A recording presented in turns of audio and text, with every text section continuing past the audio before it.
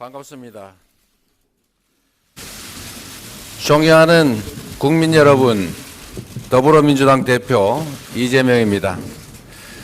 새해가 밝았지만 희망을 말하기에는 국민의 삶이 너무나 팍팍합니다. 치솟는 물가, 은행빚 걱정 때문에 많은 국민들께서 밤잠을 설치고 계십니다. 집을 팔아도 빚을 못 갚는 가구가 40만에 육박하는데 새해 벽두부터 공공요금이 들썩이고 있습니다. 주요 경제 지표들도 하나같이 어둡습니다. 무역 적자가 사상 최악인 472억 달러 기록했습니다.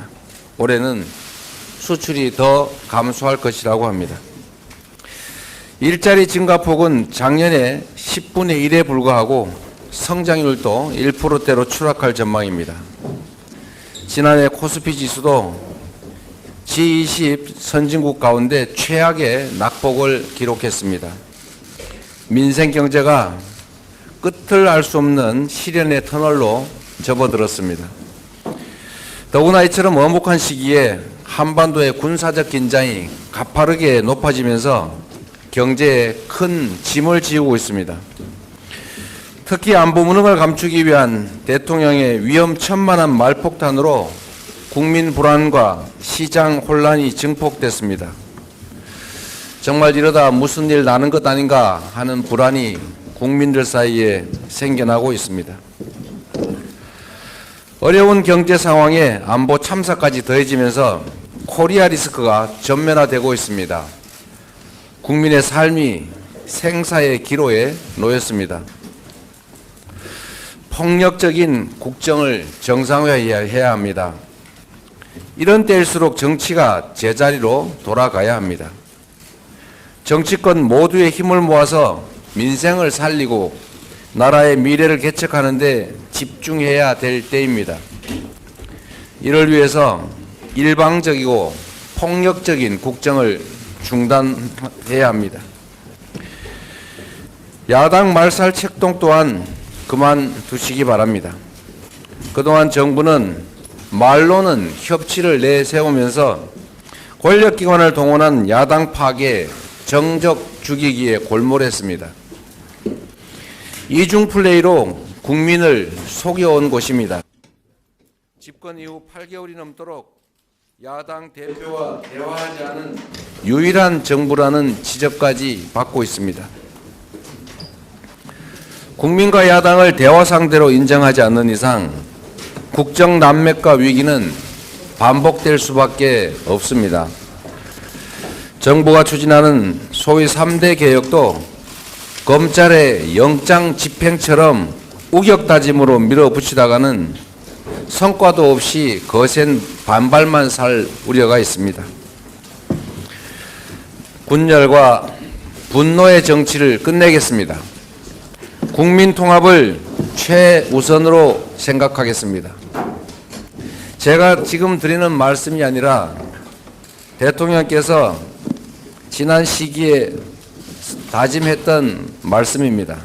그 초심으로 돌아가시기 바랍니다. 저는 이미 여러 차례 대통령과의 회담을 제안했습니다. 그 제안은 지금도 유효하다는 말씀을 드립니다. 일방통행 국정을 중단하고 실종된 정치의 복원에 협력해 줄 것을 거듭 촉구합니다. 국정기조의 전면 전환이 필요합니다. 국민 여러분, 경제위기는 낮은 곳에 더 깊은 상처를 남기는 법입니다. 위기의 파고가 높아지는 지금 국가는 사회적 약자와 서민을 두텁게 보호하고 공정한 고통 분담을 위해서 노력해야 합니다. 그러나 정부 대책은 거꾸로 가고 있습니다. 초부자 감세와 다주택자들의 부동산 쇼핑 조장에 골몰하고 있습니다. 기후위기와 경제산업 재편에 대비하기 위한 재생에너지 확대, 아리백 기반 강화 또한 뒷전으로 밀려나고 있습니다. 양극화와 불평등을 악화시키고 우리 사회의 미래를 좀먹는 잘못된 처방이고 자충수입니다. 지금 즉시 국정기조를 전면 전환할 것을 촉구합니다. 민생경제위기 돌파를 위한 3대 해법을 제시해 보겠습니다. 첫째로 총 30조 규모의 긴급 민생 프로젝트를 제안드립니다. 첫 번째로 전월세 보증금 이자 지원이 반드시 필요합니다. 현재 유주택자를 대상으로 높아진 변동금리를 낮은 고정금리로 바꿔주는 안심전환 대출이 시행 중이긴 합니다만 사정이 어려운 무주택자들에 대한 대책은 없습니다. 무주택자들의 임대차 보증금 대출 이자를 낮춰주는 대책이 시급합니다.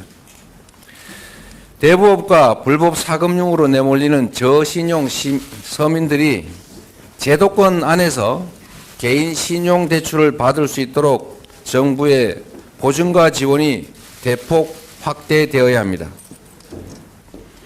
코로나 위기 이후에 폭증한 부채 문제 해결에도 나서야 합니다.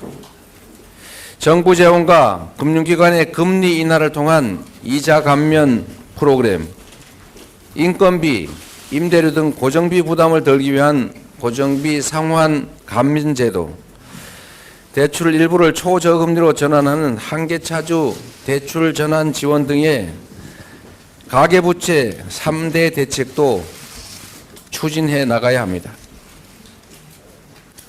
다음으로 물가 폭등에 따른 서민 고통을 완화하기 위해서 물가 지원금을 소득 분위별로 차등 지원하는 이른바 핀셋 물가 지원금이 필요합니다.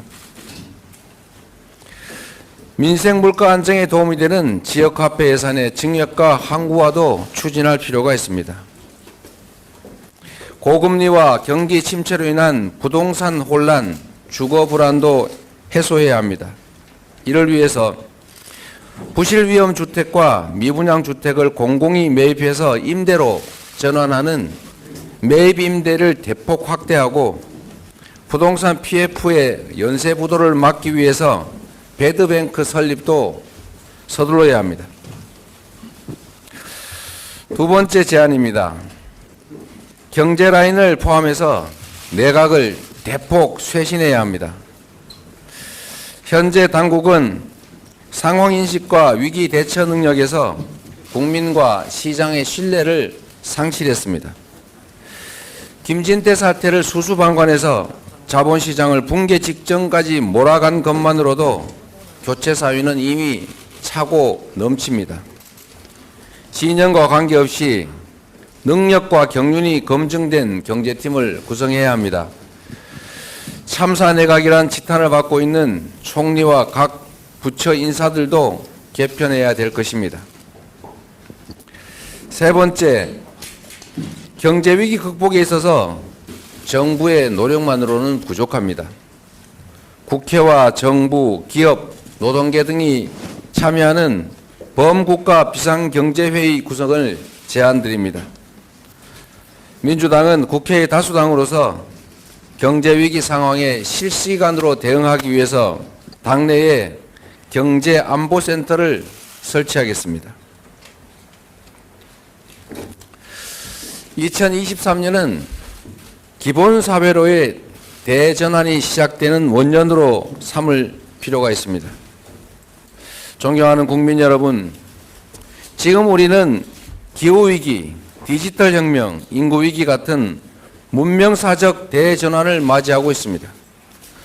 우리가 어떠한 선택을 하느냐에 따라서 국민의 삶과 국가의 미래가 좌우될 것입니다. 최소한의 삶을 보장하는 각자 도생의 시대를 넘어서서 국가가 구성원들의 기본적인 삶을 책임지는 기본사회를 준비해야 합니다. 민주당은 기본사회 2050 비전을 준비해서 우리 미래 청사진을 분명하게 제시하겠습니다. 이를 준비하기 위해 당내에 기본사회위원회를 설치하겠습니다.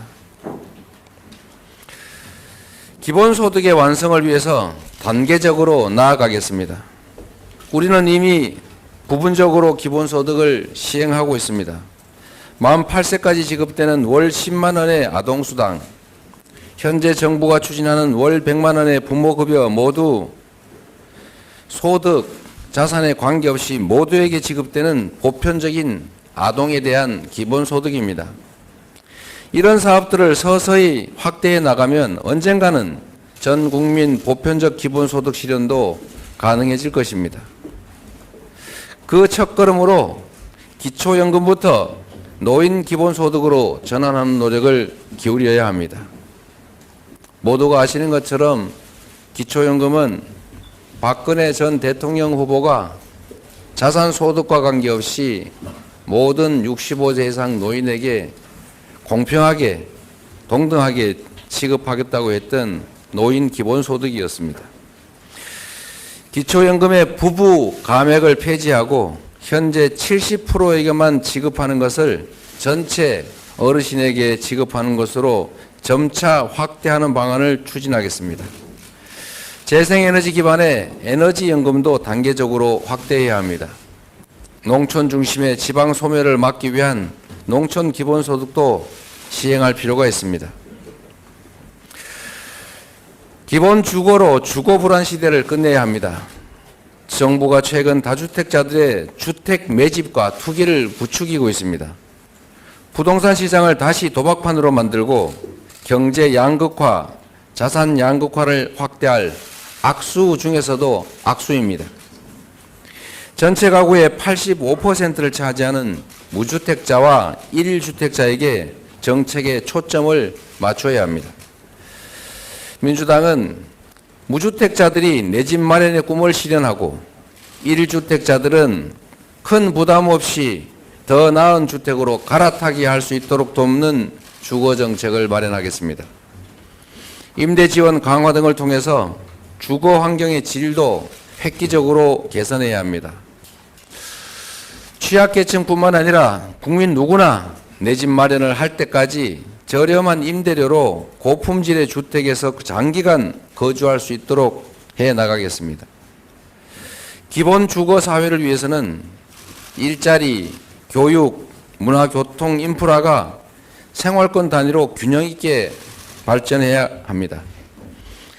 자연과 호흡하고 이웃과 공동체를 이루면서 행복한 미래를 설계할 수 있는 기본 주거 사회를 차근차근 만들어 가겠습니다. 기본금융으로 보편적인 금융기본권을 보장하겠습니다. 수많은 금융약자들이 살인적 고금리의 대부업체 그리고 불법 사채 시장으로 내몰리고 있습니다.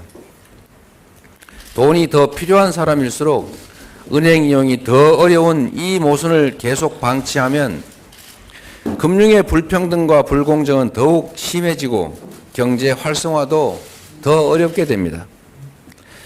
우리 민주당은 금융 양극화 완화를 위한 마중물로 전 국민 기본 금융권 보장을 추진하겠습니다. 이 밖에도 여가, 교육, 의료, 교통, 통신과 같은 기본적 서비스를 단계적, 순차적으로 도입하면서 기본사회의 지평을 차근차근 열어나가겠습니다. 국민의 뜻을 받드는 개헌과 정치개혁이 시급합니다. 존경하는 국민 여러분, 모든 개혁의 출발과 종착지는 결국 정치입니다. 올해로 87년 헌법체제가 36년째를 맞습니다. 이제 시대가 달라졌고 국민은 변화를 요구합니다. 이미 수명을 다한 현행 대통령 5년 단임제를 4년 중임제로 바꾸어서 책임 정치 실현 그리고 국정 연속성을 높여야 합니다. 대통령 결선 투표제 도입으로 연합 정치와 정책 연대를 제도적으로 보장하는 일도 필요합니다. 국무총리 국회 추천제나 감사원 국회 이관처럼 제왕적인 대통령제 극복을 위한 조치도 해야 할 일입니다. 생명권과 환경권, 국민 기본권 그리고 자치분권의 강화, 국민 바람과 주민 소환 등의 직접 민주주의 확대, 5.18 민주화 정신의 헌법 정문 수록 같은 사안들도 이제 말이 아니라 행동으로 옮길 때가 됐습니다. 표의 등가성 보장과 지역주의 타파를 위한 국회의원 선거제도 개혁 또한 개헌만큼이나 중요한 과제입니다. 물론 개헌은 어려운 일입니다. 그 필요성에는 국민적 공감대가 형성되어 있지만 여야의 입장 차이로 개헌은 번번이 실패했습니다. 다행히 올해는 선거가 없습니다. 개헌을 논의하기 매우 적절한 시기입니다. 국회 헌법개정특별위원회 구성을 다시 한번 제안드립니다. 충분한 수기를 통해서 개헌안을 도출하고 내년 총선에서 합의된 만큼 국민투표로 개헌을 할 수 있을 것입니다. 민주당은 올해 3월을 목표로 자체 개헌안을 제출해 보겠습니다. 국민의 의사가 가장 잘 반영되는 정치 개혁에도 여야가 함께 지혜를 모아가기를 바랍니다. 존경하는 국민 여러분, 정치는 국민의 삶을 더 낫게 만들고 국가의 더 나은 미래를 개척할 때만 존재 이유가 있습니다. 나라 안팎이 매우 어려운 이 시기, 처음 국민에게 부름받았을 때의 초심을 다시 한번 되새겨 봅시다. 국민과 역사를 믿고 어떠한 불의에도 당당하게 맞서겠습니다. 정치다운 정치를 펼치는데 최선을 다하겠습니다. 감사합니다.